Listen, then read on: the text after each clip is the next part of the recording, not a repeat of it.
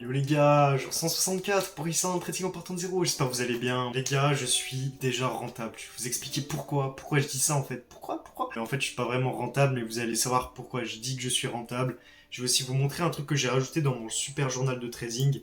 C'est dans Improvement. Donc en fait, qu'est-ce que c'est tout simplement, chaque semaine et chaque mois, je me pose des questions. Et le but, c'est que j'améliore des choses dans mon trading pour que je devienne encore meilleur. Voilà, c'est le but. Par exemple, semaine 1, bref, je vous montre rapidement, après j'y reviendrai dessus. Là, vous voyez, j'ai un répertoire de mes trades, je vous montrerai juste après. Et pourquoi j'ai mis ces questions-là? C'est pour une autre raison spécifique. Bref, d'abord, je vais vous parler pourquoi je suis rentable. Et pour ceux qui ne me connaissent pas, moi c'est Nathan, je viens d'avoir 19 ans. Et mon but, c'est de réussir dans le trading. Et je pars de zéro. Et depuis le début, du coup, je documente mon parcours sur cette chaîne YouTube. Donc, rejoins l'aventure, c'est pas déjà fait. Bref, du coup, les gars, ça y est, on va parler sérieux. Pourquoi je dis que je suis rentable? Je vais te parler un peu de la loi d'attraction. Et suivant ce que tu crois dans ta tête, ça va déterminer du coup ta réalité. Mais là, en fait, ça vous paraît un peu flou ce que je suis en train de dire.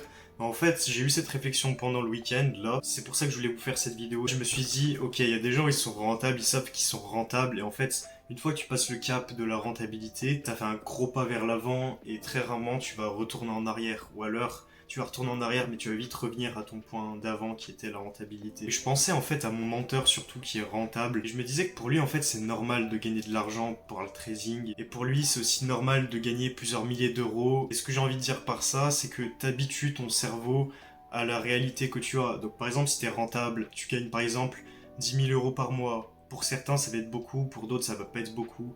Bref, ça dépend de ton point de vue.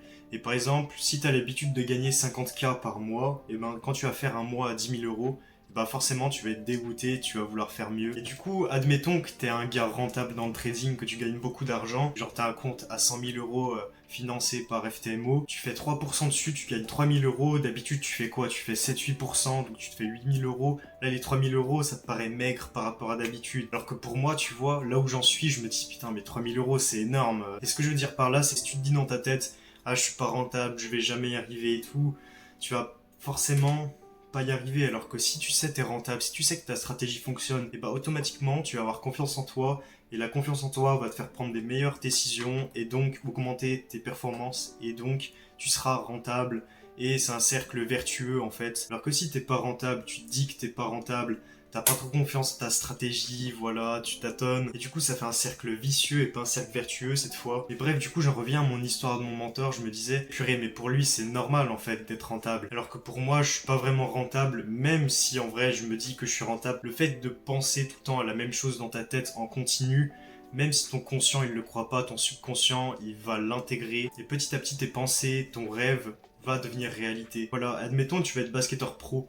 Et bah comment tu vas faire? Ok, tu vas beaucoup travailler et tout, mais en fait, il va falloir te mettre dans la peau d'un basketteur pro, tu te comportes comme un basketteur pro, bref, tu fais tout ce qu'il fait, et le fait de te comporter comme cette personne va te faire devenir cette personne. Donc si tu te comportes comme un gars rentable, tu vas devenir rentable petit à petit, genre ça va se faire petit à petit. Donc en fait, peut-être que pour moi, là, gagner plusieurs milliers d'euros, c'est pas quelque chose de normal, c'est quelque chose d'extraordinaire.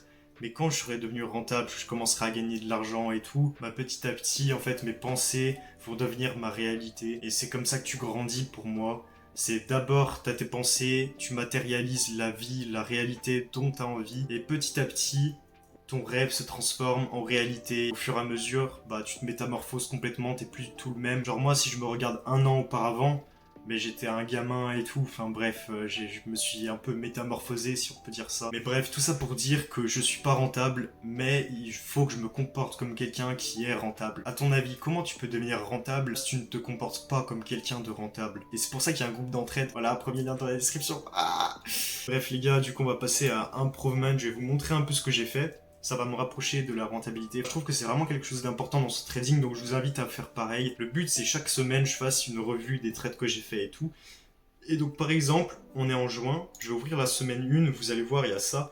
Et bref, toutes les semaines, c'est la même chose, mais je vous montre celui-là en particulier. Donc là, je rentre mes nombres de trades. Admettons que j'ai pris 5 trades dans la semaine, ce qui est en vrai beaucoup, ça fera un trade par jour. Résultat, on va dire que j'ai réussi à faire 5 R, donc je mets 5. Du coup, bah, j'ai fait, voilà. Donc là, je vais ouvrir répertoire des trades. Donc là, je vais mettre tous mes trades. Donc là, j'ai mis que 2 time frames, mais j'en rajouterai après. Donc là, je mets le 1 heure, le 5 minutes. Après, je vais mettre le daily, le H4, je pense. Mais bref, je voulais faire court. Donc là, tu vois, j'ai mis quoi? J'ai mis 9 trades maximum que je pouvais faire dans la semaine. Peut-être j'en rajouterai, peut-être j'en enlèverai, je sais pas. En tout cas, pour le moment, je fais un trade par jour, donc ça sera 5 trades que je pourrais prendre. Après, je fais un débrief, donc pourquoi ai-je pris ce trade? Bonne décision. Donc là, le but, c'est de me faire réfléchir, de me rappeler la position, le trade que j'ai pris et de me dire pourquoi j'ai pris en fait, qu'est-ce que j'ai fait de mal, qu'est-ce que j'ai fait de bien, comment je peux améliorer ça, quelle a été la performance du trade. Bon, ça, c'est pas très important.